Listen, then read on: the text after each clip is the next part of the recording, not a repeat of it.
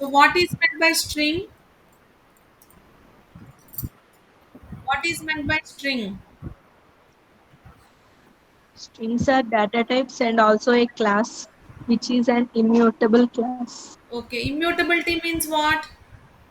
We cannot modify. We cannot modify. Good. So today we are going to discuss about mutability. Like strings are immutable. We cannot change. So if I want to declare a string which can be changed, then for that purpose we are having two different classes called as string buffer and string builders. We're having two different classes called as string buffer and string builder. How to define a string? So in what way we can define a string? String str equal to, if you define like this, then this is called as a string which is going to define by using literal. If I define a string with a literal, then where it will go on store? Where it will go on store? If you define a string with literal, where it will store? It will store in Mm. string constant pole. If I define a Yes, ma'am. string with a new operator, then where it will go on store?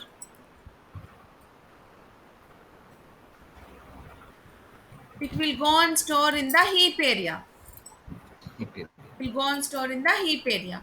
So I want to declare if you define a string with a literal, then this string is called as immutable string.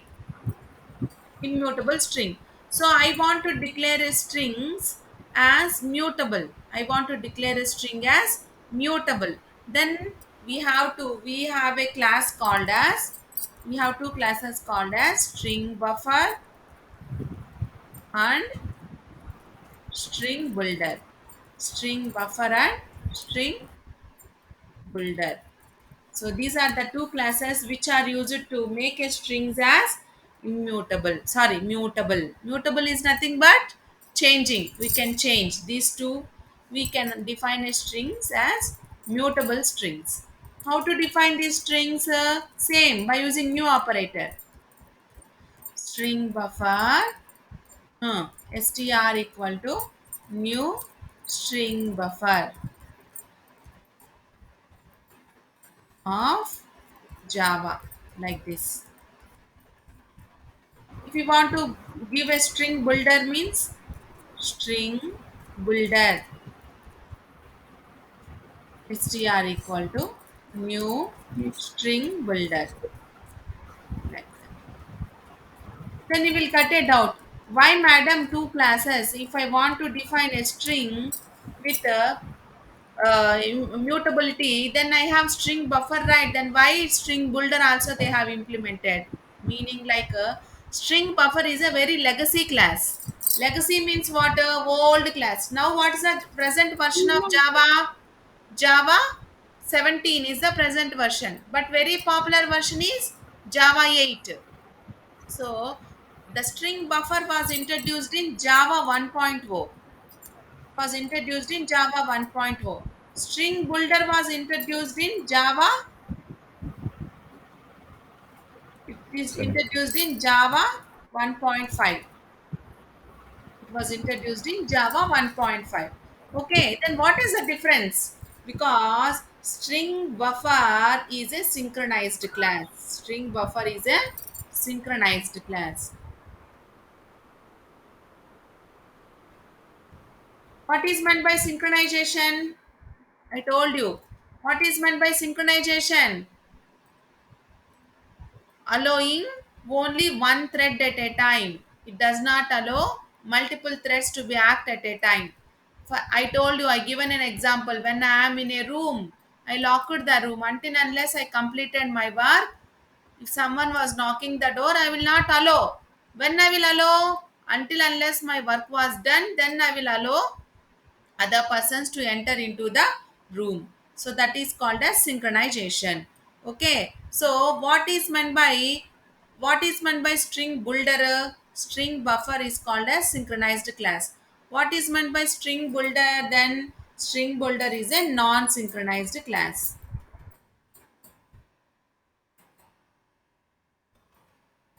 Non-synchronized class. String builder is a non-synchronized class. Okay. So string buffer is a synchronized class, whereas string builder is a non-synchronized class. Clear everybody? Yes, Yes, ma'am. madam. Yes. So string buffer was introduced in Java 1.0, whereas string builder was introduced in Java 1.5. Clear, everybody? So if you want to go with so string buffer and string builder also supports lot of methods. See, Java API documentation.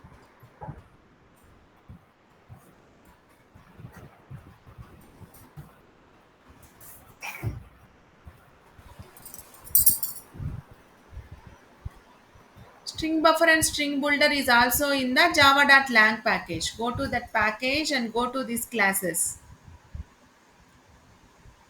String buffer. See, click on that one and then type here.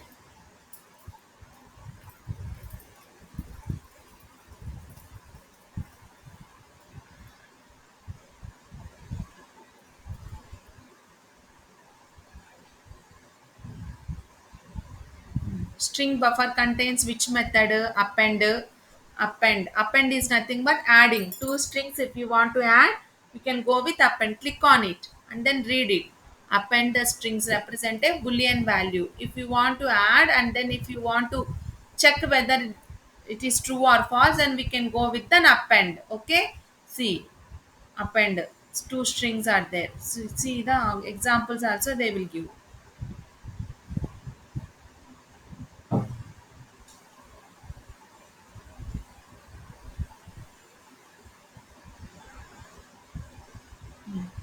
If you want to add a double value, if you want to add any a float value, if you want to add any string value, so you can append by using the append method. Then append, if you want to append a character, then this one. If you want to append arrays, this one. So many methods are there. Then reverse is one important method. Delete, get, carry, index of, insert. Whatever the method supported by strings, those are all methods supported by string buffer and builder also. But some more extra methods. Reverse, it is not supported by string, but string buffer will support. Reverse means, for example, if you give JAVA, if you want to reverse it, A JAVA, AVAJ. If you want to reverse like that, then by using this method, you can reverse it. See, sometimes they will ask in interviews, reverse a string without using reverse method. Like that, they will ask. So at that time, we should not use this method. You should write the pseudocode. Okay, so these are some of the methods supported by strings buffer and string builder. Okay, practice these methods. Okay, and now we are going to discuss about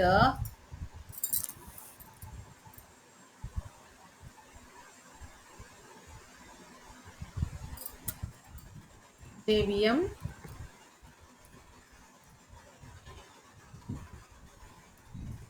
memory allocations.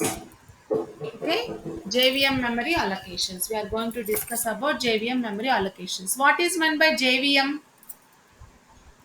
Java Virtual Machine Okay, what it will use? Why the JVM is used? for accepting the requests and sending the responses. For that JVM is using a no. We are not Can writing any client and server architecture, right? So JVM is used for storing. That's it. Storing. Okay. Yeah, it is used for the storing, memory management it will do. So whenever we write a program where it will go and store, what it will do, that can be done by the JVM. Okay. So here the JVM is divided into three types, three parts. Method area, heap area, stack area,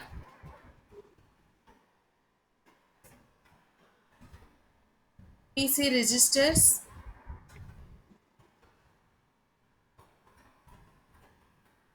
and native methods.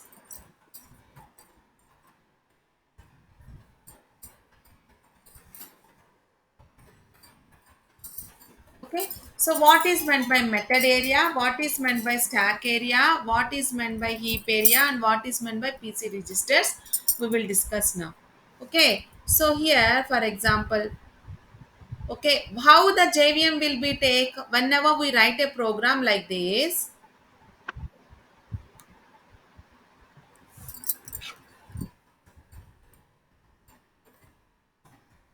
Okay, for example, I am writing the program like this is m1 method. Okay, m2 method will be there. Then public, static, void, main. Main method will be there. So here what we will do, we are creating the object.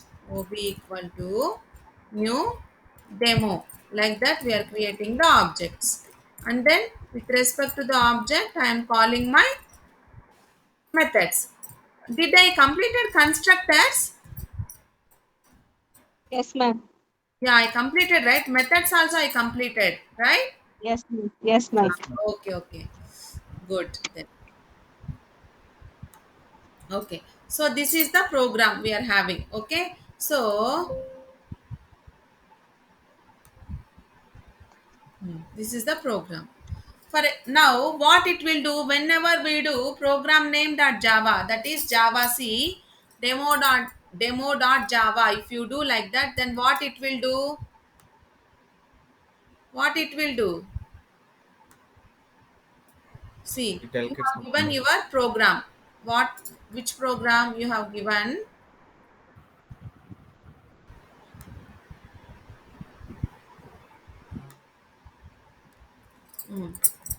Demo.java is your program. So what it will do if you give Java C space demo.java, if you give like that, what happen? It will convert into to whom you are giving your program. You are giving your program to whom? You are giving to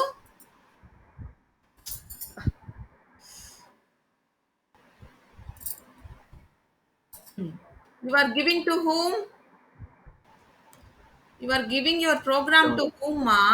By the above Java. statement, you are giving to the Java compiler, right? Yes. Forget in the beginning classes I told you Yes. Java compiler. Java C means Java compiler. Java compiler. So what the Java compiler will do? Converts into bytecode. What is meant by bytecode? Zeros and ones. Zeros ones. Zeros and ones are called as bytecode. Zeros and ones are called as bytecode. Okay. Now, once it was done, once the Java compiler compiled and then it was converted into zeros and ones, then what will happen? It will store, it will give, it will give which file?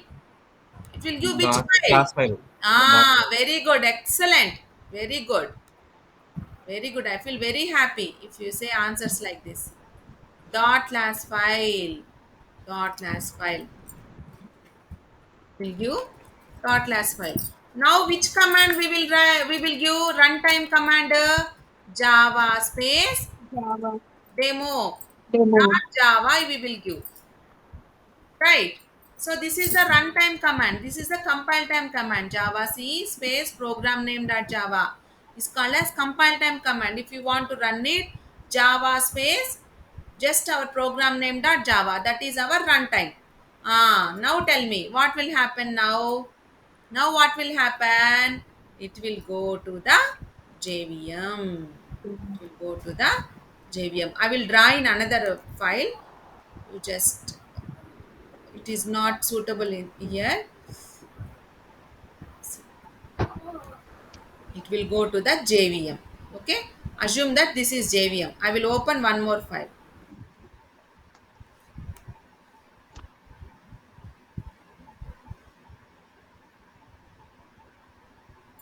Okay. So up until here you understood, right?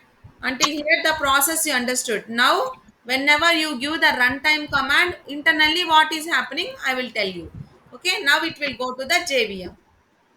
Assume that this is JVM.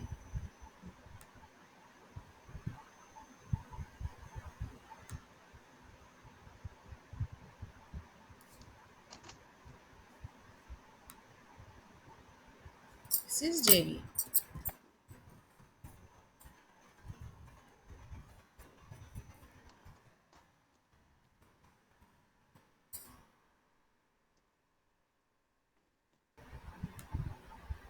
Okay, now what will happen? That JVM is divided into three parts. The JVM is divided, sorry, five parts. The first one is called as method area. The second one is called as heap area. The third one is called as stack area. The fourth one is called as PC register. The fifth one is called as native method stack. Okay. Okay. So here this is called as, let me maximize it. So here this is called as method area.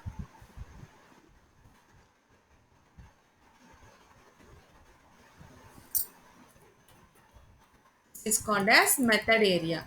And the next one is called as heap area. Okay. The next one is called as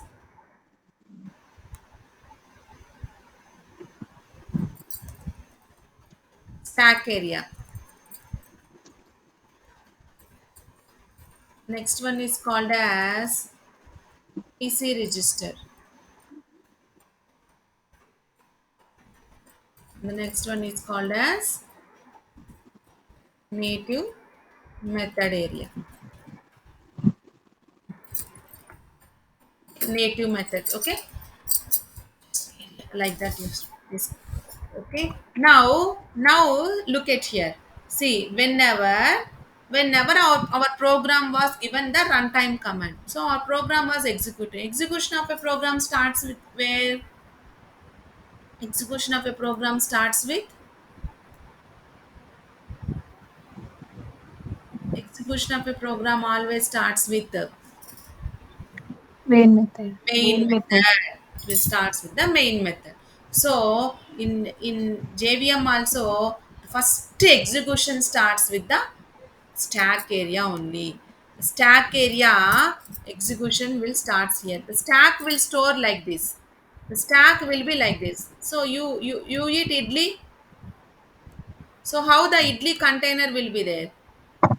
So what is the last plate you have inserted that can be removed first, right? Same the like the stack is also like that. So the last in first out. What is the last one you have entered that can be retrieved first? So first the main method was entered here. After that it won't enter anything. So it only will get out also. So main method will be entered. Main can be inserted inside the stack area. So inside the main method, what is the next statement we have given? What is the next statement we have given inside the stack area? What is the next? Sorry, main method. What is the next statement we have given?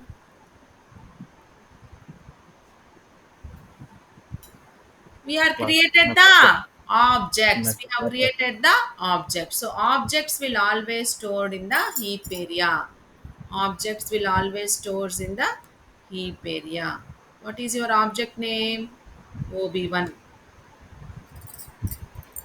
And also if you have given any instance variables, here if you define any int a, int b like that, that also can be stored inside the heap area.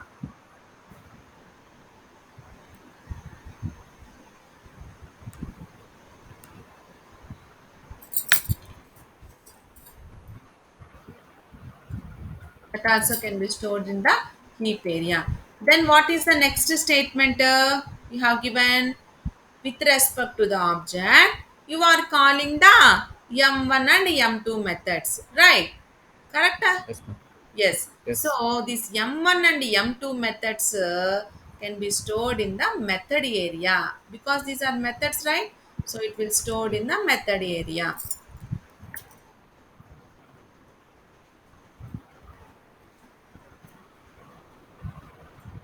M1 and M2 are methods can be stored in the method area.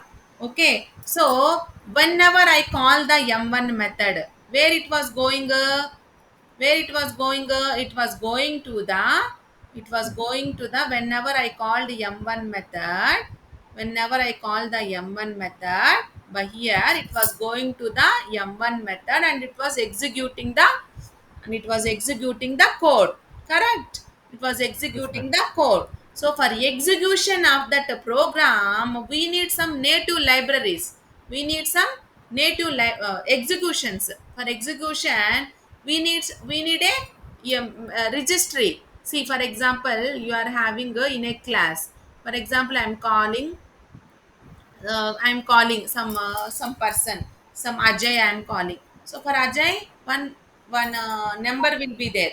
So roll number one, Ajay, present ma'am. Roll number two, I'm giving one roll numbers. Where I'm storing, these are all data I'm storing in the registry, right? Register book.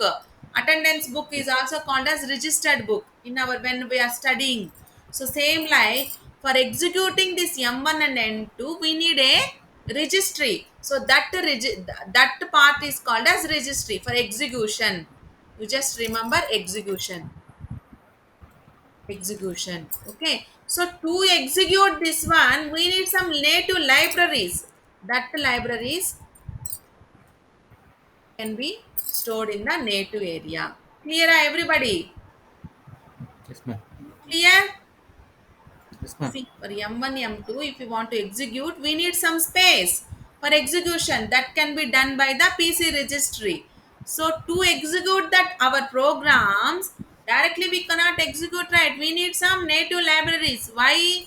Because Java came from C and C++. So it supports the C and C++ library files. So that can be given by the native area. That can be given by the native method area. Clear? Clear, Yes, ma'am. everybody? Clear up. Yes, ma'am. Okay. Now in this scenario, there may be a chance of, for example, int a is there. Int a is there. That int a you did not used. For example, you create one object ob1. You created one more object ob2. We have used ob1 only. You did not use ob2 object. For example, you created int a, int b. A value you have used, b value you did not used, but you have created it. So what will happen? What will happen if you declared and if you did not use, means what will happen?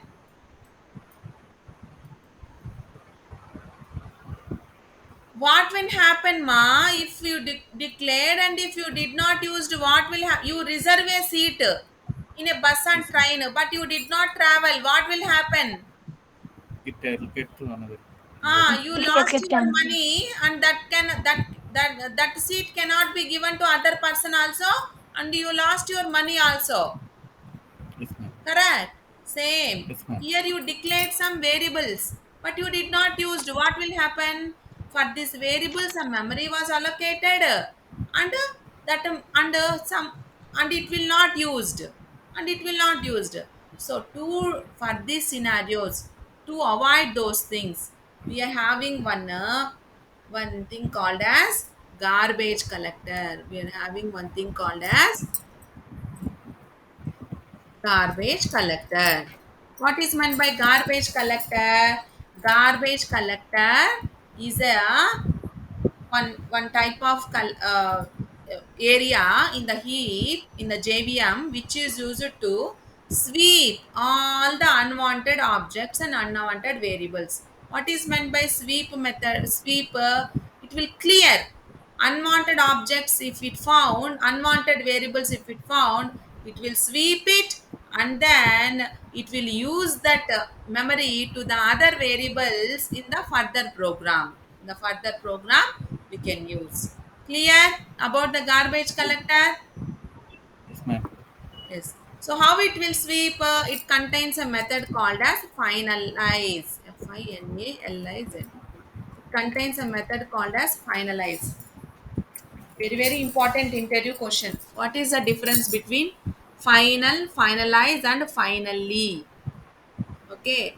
So finalize is a method which is in the garbage collector, which is used to sweep all the unwanted variables which we have defined in the heap area. Okay. Why to sweep those variables? Because if you define and if you did not use, then there is a memory wastage. So that by using garbage collector, it will clean everything and then it will reuse that memory to the other program. Clear? Okay, how to Clear. call the garbage? This no need, don't worry. Garbage collector can be called by JVM. There is no need to call by ourselves. But if you want to call by yourself manually, then we have a method called as, like this we can call system dot gc. System dot gc. This is the method to call the garbage collector. Gc means garbage collector. By using those things, you can call the garbage collector. Clear everybody about how the JVM is working internally, how the program, whatever the program you given, how the program was divided into individual parts and then executing everything clear? Yes, ma'am. Yes, ma'am. Clear? Clear or not clear? Yes, ma'am. Clear, Oh, ma'am. good. Now, guys, did I completed arrays? Yes, ma'am. Ma'am. Constructors, methods, arrays I Yes, completed, right? Method with Yes, ma'am. parameter, yes, ma'am. method without parameter. That parameters. Yes, ma'am. Okay. Method with the return type, method without return type I completed, right? Yes, ma'am. Yes, ma'am. Oh, good. Then we completed so many things. Then we will concentrate on oops concepts now and then. Okay. So today we are going to discuss about some one more concept, oops concepts. Oops concepts.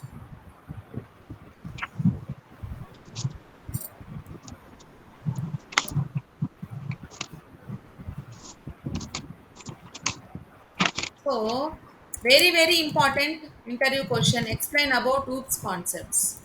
First one is classes and objects. We know this thing because daily we are creating a class and we are calling the methods by using the objects. Number two is called as encapsulation. Number three is called as abstraction. Number four is called as inheritance. Number five is called as Polymer. Polymer. polymorphism.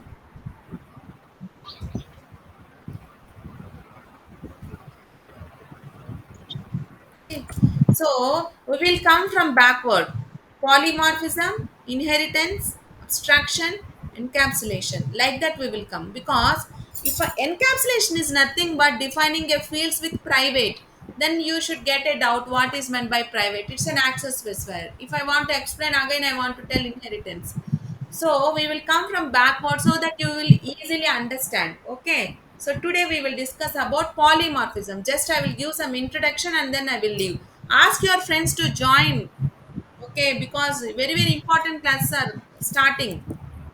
Okay. Shall I remove this one? Polymorphism. What is meant by polymorphism? What is the meaning of poly? Many Many. Morphic means forms. forms, many forms. In a Greek Latin words, the meaning of poly means many. Morphic means forms, many forms. So the main definition of polymorphism is the ability of an object exhibited in more than one form is called as polymorphism. Okay. What is this meaning? The ability of an object exhibited in more than one form is called as polymorphism. What does it mean? So I have one object. That object can be used in many forms, different forms. then we can call it as an object. Sorry, polymorphism. Did not get? Okay. See, for example, I am an object. Swati is an object. Okay. I can exhibit it in more than one form. How? I am working as a software engineer. I am teaching like a teacher. I am also a mother. I am also a wife. I am a daughter to my parents. Okay, and yeah, so many things. Okay, so one object is exhibited in more than one form. Now you understand the example. Yes, ma'am. Yeah. So one object can be used in different ways. Then we can call it as a polymorphism. Then we can call it as a polymorphism. Here, if you want to achieve polymorphism, we are having two types of polymorphism. We are having two types of polymorphism. That is called as static polymorphism, and the second one is called as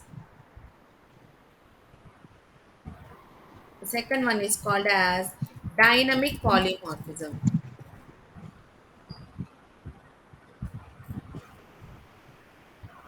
Okay, so static polymorphism is also called as a compile time polymorphism.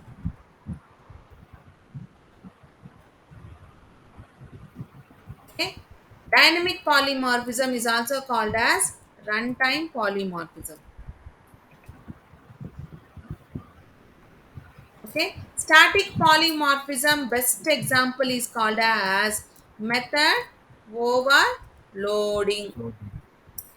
Dynamic polymorphism best example is method Right. overriding.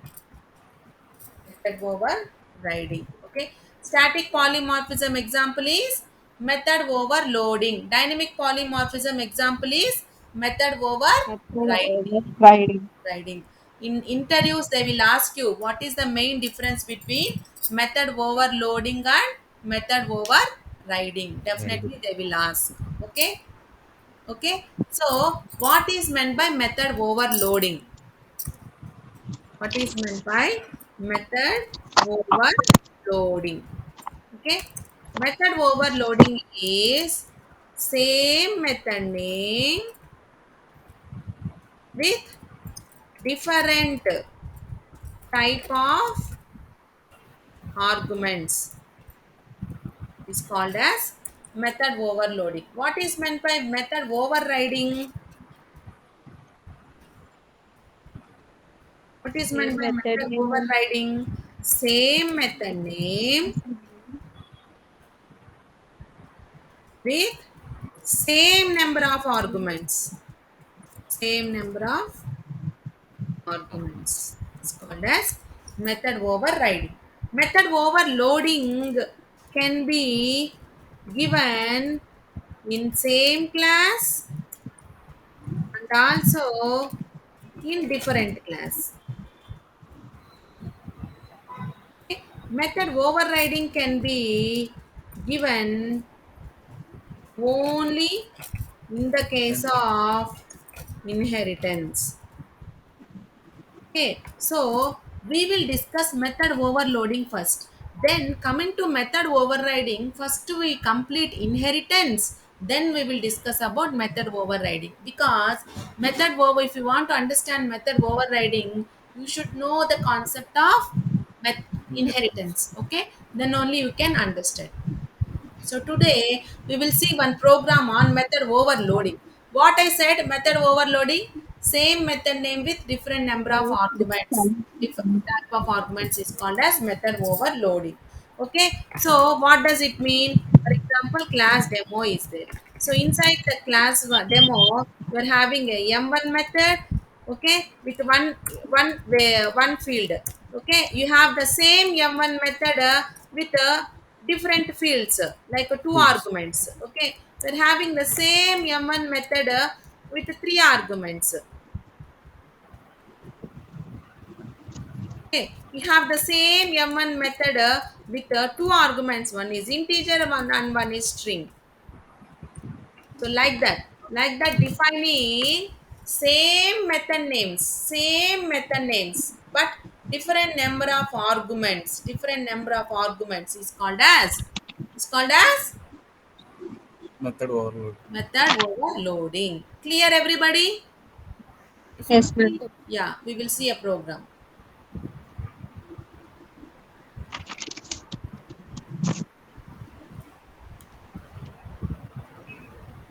Vijay are you there in the class?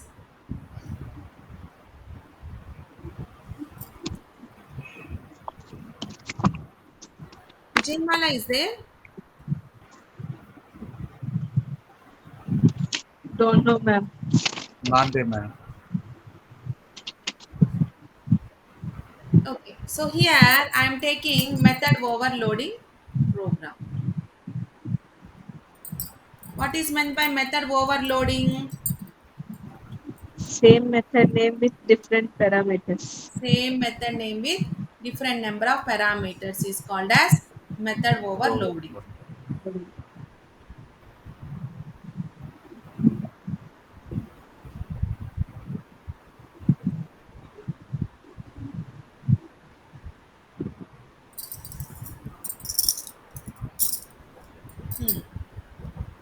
Now I'm taking one method.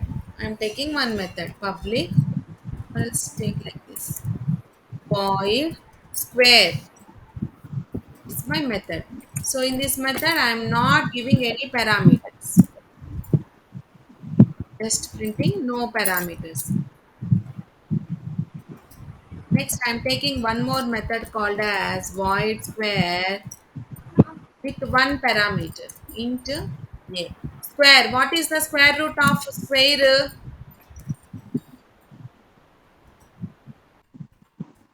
Hmm? What is the square root of Method. square root of square? S into S, right? Side into Yes. side, right? 4s. Yes. What is it? Square root of square. I think 4s, right? Yes, ma'am. 4S. Yes. So I'm just printing.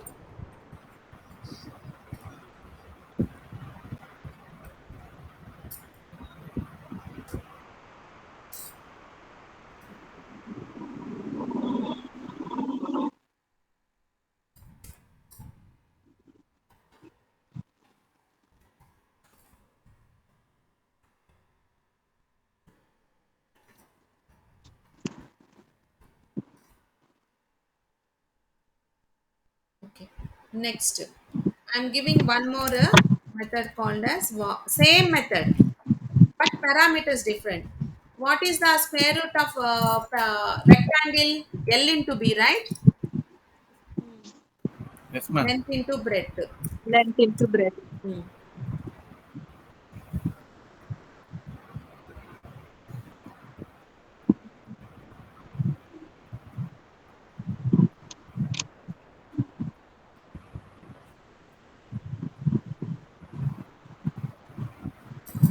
Next, L other square roots. Triangle square root half into LB. Yes, ma'am. Yes, ma'am.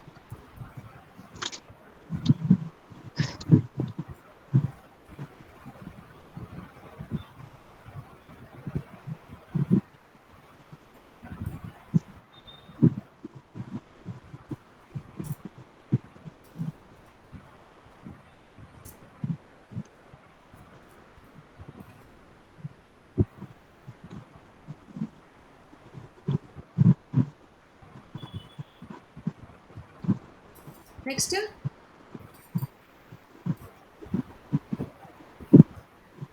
hmm. Next, tell one more square root.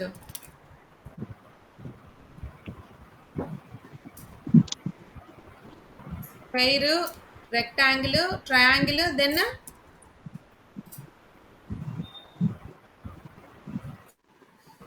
Circle, ma'am. circular. What is the square root of circular? Pi Pi r r square. square. That is radius, ma'am. Really. Okay. Square root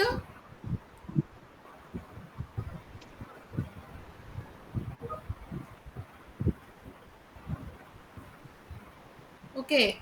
Anyway, we will give pi r square.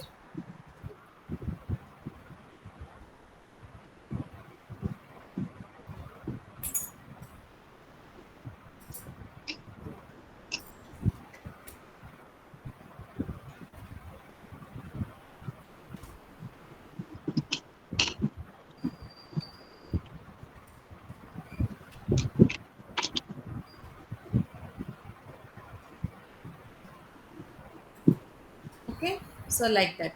So when now how to call? I have to create an object. I have to create an object.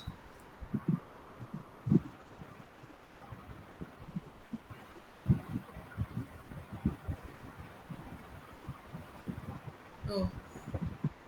Main method we are creating calling.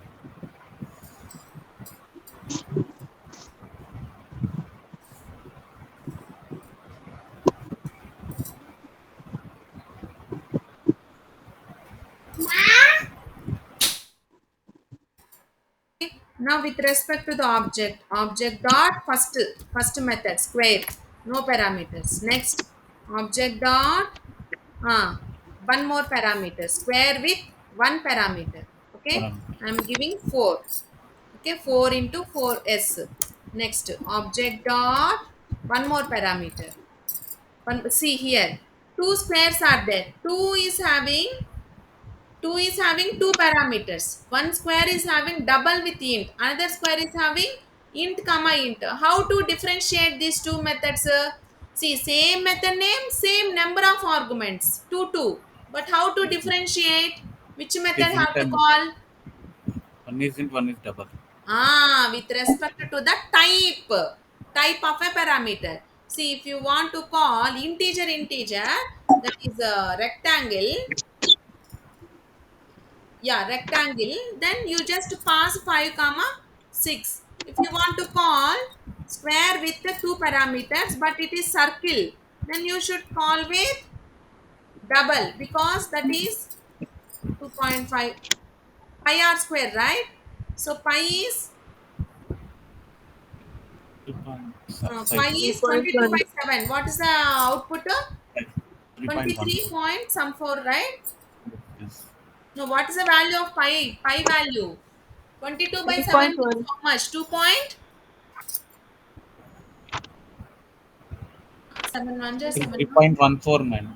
3. 3.14 ma'am, pi value. 3.14 comma r square radius you can give anything 5. Okay, then if you want to call object dot square with three parameters. Okay, then three parameters, the what is this triangle half into lb, half means 0.5. Okay, here you should give double. Okay, 0.5 comma any value, integer value you can give. So how the methods are differentiating, even though we are having same method names, how they are differentiating based on Values. Data type. based on the number of parameters, type of Plus parameters, and parameter. also the place of parameters. See here we are having, number of parameters, one parameter, and Yes, ma'am. type of parameters. See here, two Integer. numbers, and here also two numbers, but these two are two In- integers, but this is one double and Integer. one Integer. one integer. So that is called as type of parameters. Next one is called as place of parameters.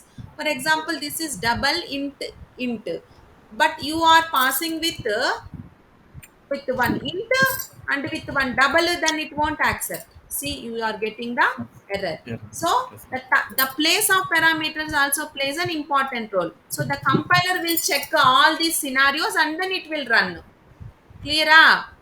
Yes, ma'am. Yes ma'am. Yeah, now I am running my program. See, first one square, no parameter. Second one 16 because square. 4 into S. Okay, like that. Then 4S. Next rectangle 30 we are getting. And triangle 36.0. Circle 78.5. So you got it how the method overloading concept is executing based Yes on ma'am. type of parameter, number of parameter, and place of parameter it was checking. Clear? Clear, ma'am. Yes. Okay. So tomorrow we will discuss some more concepts with method overloading, and written type also it will check, and then we will discuss tomorrow why this is called as compile time polymorphism. Also we will discuss tomorrow. Okay. Okay. Let me stop the recordings.